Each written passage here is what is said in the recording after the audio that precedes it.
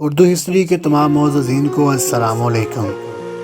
ایک شخص نے حضرت موسیٰ علیہ السلام سے درخواست کی کہ مجھے جانوروں کی زبان سکھا دیں۔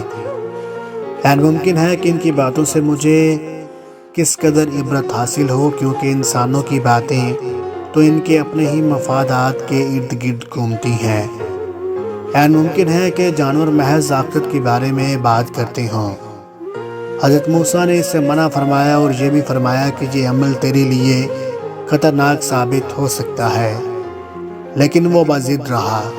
بلاخر حضرت موسیٰ علیہ السلام نے اللہ تعالیٰ سے رجوع کیا۔ اللہ تعالیٰ نے حکم دیا اسے جانوروں کی زبان سکھا دو۔ اس کے باوجود حضرت موسیٰ علیہ السلام نے اس شخص کو سمجھایا کہ اپنی ضد سے باز آ جاؤ ورنہ نقصان اٹھاؤ گے، لیکن وہ شخص نہ مانا۔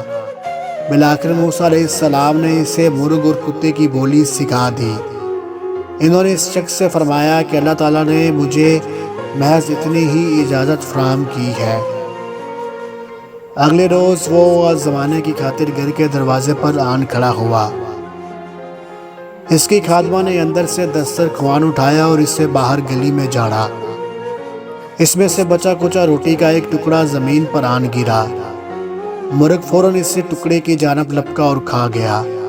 کتے نے کہا کہ تم نے زیادتی کی ہے، تم تو مٹی میں گرے ہوئے دانے بھی تلاش کر سکتے ہو، لیکن میں ایسا نہیں کر سکتا۔ اگر تم روٹی کا یہ ٹکڑا میرے لیے چھوڑ دیتے تو میں اسے کھا کر اپنی بھوک کس قدر مٹا سکتا تھا۔ مرغ نے کہا کہ تم فکر نہ کرو، کل مالک کا گھوڑا مر جائے گا اور تم گوشت سے لطف اندوز ہونا۔ اس شخص نے مرغ کی بات سن کر فوراً گھوڑا بیچ دیا اور مرغ کو کتے کے سامنے شرمندہ ہونا پڑا۔ اگلے روز مرغ نے پھر روٹی کا ٹکڑا ہضم کر لیا اور کتے نے پھر شکوہ کیا، اور دونوں کے درمیان ایک مرتبہ پھر گفتگو کا آغاز ہوا۔ مرغ نے کہا کہ مالک نے گھوڑا فروخت کر دیا تھا اور وہ نئے مالک کے پاس جا کر موت سے ہمکنار ہو گیا، لیکن تم فکر نہ کرو، کل اس کا کھچر مر جائے گا اور تم پیٹ بھر کر گوشت کھانا۔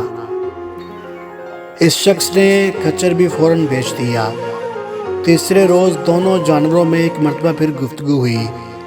کتے نے مرغ سے کہا کہ تم جھوٹے ہو اور اگر میں تمہارے پیچھے لگا رہا تو بھوک سے مر جاؤں گا۔ مرغ نے جواب دیا کہ مالک نے کھچر بیچ دیا اور نئے مالک کے پاس جا کر مر گیا، لیکن کل اس کا غلام مر جائے گا اور کتوں اور بیکاریوں میں روٹیاں تقسیم ہوں گی، تم بھی خوب پیٹ بھر کر کھانا۔ اس شخص نے فوراً غلام کو بیچ دیا اور اس مرتبہ بھی نقصان سے محفوظ رہا۔ وہ بہت خوش تھا، کیونکہ جانوروں کی بولی سیکھنے کی وجہ سے وہ مسلسل نقصان سے بچتا چلا آ رہا تھا۔ اگلے روز کتے نے پھر مرغ سے شکوہ کیا کہ اے جھوٹوں کے سردار، تم کب تک میرے ساتھ جھوٹ بولتے رہو گے؟ مرغ نے کہا میں اور میری قوم جھوٹ نہیں بولتے۔ مرغ نے مزید کہا کہ اے کتے، تم فکر نہ کرو، کل مالک بذات خود مر جائے گا اور اس کے گھر والے کل گائیں ذبح کریں گے اور تم خوب مرغن غذا کھانا۔ اس شخص نے جب مرغ کے منہ سے اپنی موت کا سنا اور وہ فوراً حضرت موسیٰ علیہ السلام کے پاس پہنچا۔ انہوں نے فرمایا کہ تم جس طرح دوسری چیزیں بیچ کر نقصان سے محفوظ رہے ہو، اسی طرح اپنے آپ کو بیچ دو۔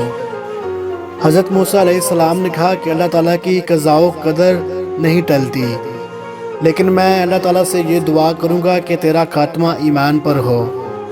اس دوران اس شخص کی طبیعت بگڑ گئی۔